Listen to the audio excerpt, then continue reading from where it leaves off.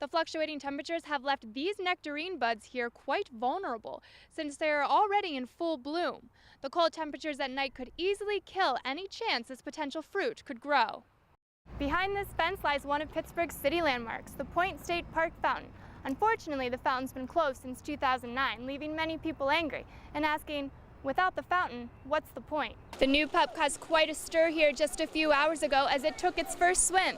Zookeepers told me this is quite rare at 7 days old, as it usually takes a new pup 2 to 3 weeks before it takes its first dive. The new building for Ithaca Beer Company sits right behind where their store is now. The building is in progress, but it will eventually feature a brew pub, an outdoor seating area, and some walking trails throughout the property. With Chipotle set to open up next week, a brand new Mexican restaurant is coming into view. But that burrito place isn't too worried about the competition. Covering Ithaca and all of Tompkins County, this is Newswatch 16. A Fort Drum soldier who escaped custody in Cortland is facing new charges. Good evening, I'm Laura Murray. Cayuga Medical Center is being sued for the wrongful death of a Cayuga Heights woman in September. Carol Butler went to the hospital with her son and Butler. A man was sentenced to 20 years in prison yesterday for crimes committed against a Lansing couple last October.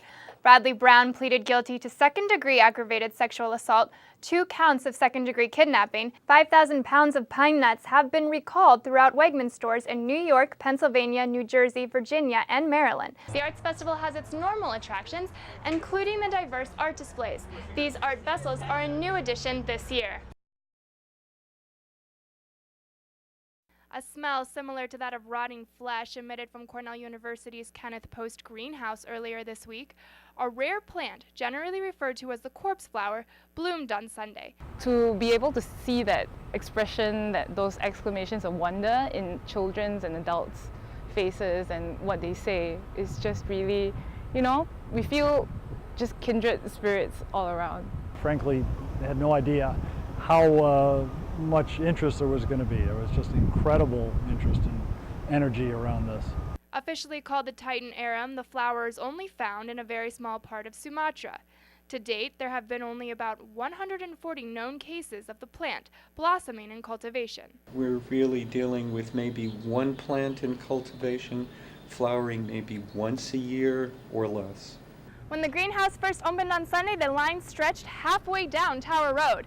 People were not only eager to catch a glimpse of the rare plant, but they also wanted to smell that infamous odor. In addition to looking like rotting meat, this purple red from a distance looks like an eviscerated animal. It smells really very, very bad. A flower that takes 10 years to grow, open for 2 days would just produce such a mind-blowing diversity of scent. So even while our eyes were watering, it was just, wow. The corpse flower took a decade to blossom, but it is already wilting just days after its development. In Ithaca, Laura Murray, Newswatch 16. Donald Boywagen is frustrated to see his bill steadily climb as he pumps gas into his car. With the recent 40-cent increase, gasoline prices have now set a record high for the month of February. My hope is that people will drive less as a result. I think we need to be moving in that direction, away from fossil fuels. The average price in New York for a gallon of regular unleaded is around $3.87. It's expensive. And Ithaca residents are certainly feeling the pressure in their pockets. It doesn't break the bank. It makes me think more about driving, how much driving I'm doing. And I do a lot of driving because I use my vehicle for work, so it has an impact. It's affected me by making me think about what I spend my money on. Like if I want to do more driving, maybe I'll spend less on groceries. About 86% of visitors travel to Ithaca by car. This could have a huge impact on tourism if prices skyrocket to $5 by Memorial Day weekend, as predicted. You reach any kind of psychological barrier, whether it's $3 a gallon or $4 a gallon, and fingers crossed, not $5 a gallon.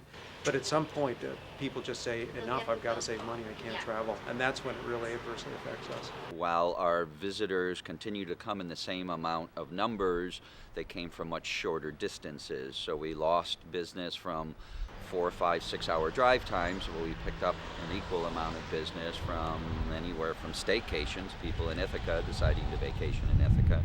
The rising gas prices trail the spike in the recent cost of oil. In Ithaca, Laura Murray, Newswatch 16.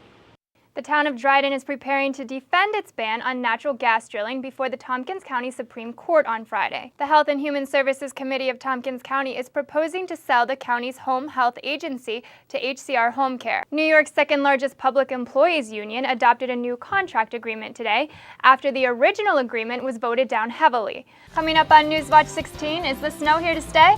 Newswatch 16's meteorologist Lee Carla gives us a look at what's in store. Lee, well, today was a beautiful day. We saw warmer temperatures than we're used to. Is this normal for November? It actually really isn't. The Community Mental Health Services Board celebrates its third annual awards ceremony this week. Quite the feast. Absolutely.